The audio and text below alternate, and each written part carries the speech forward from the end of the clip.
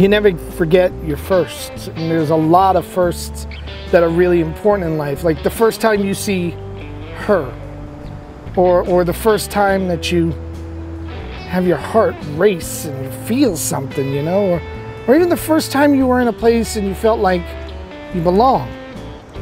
And for me, all three of those firsts happened at the exact same time, in the exact same place. And I was very young.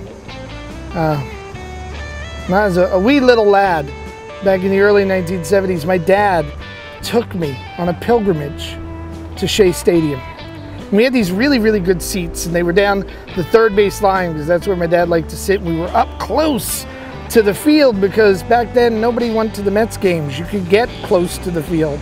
And I was really too young to understand the game, but then I saw her, Mrs. Met.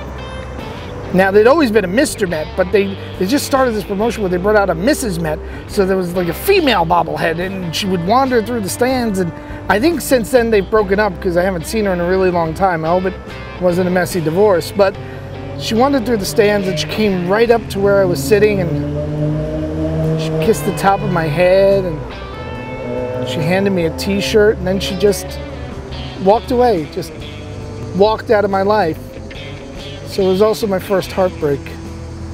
But from that moment on, I was like a dedicated Mets fan, and I was a Mets fan through the glory years and through the bad years. I mean, I was there when Don Hahn was their starting center fielder. Now, yes, I was there through the great pitching years, you know, Seaver, Kuzman, Matlack, or Darling and Gooden. Yes, I was there for those years, but I was also there the years where it was like Pat Zachary and Bob Apodaca, so my fandom's been proven, you know, and I was loyal.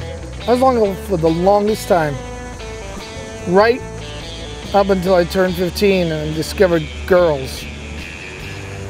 And then it just all changed.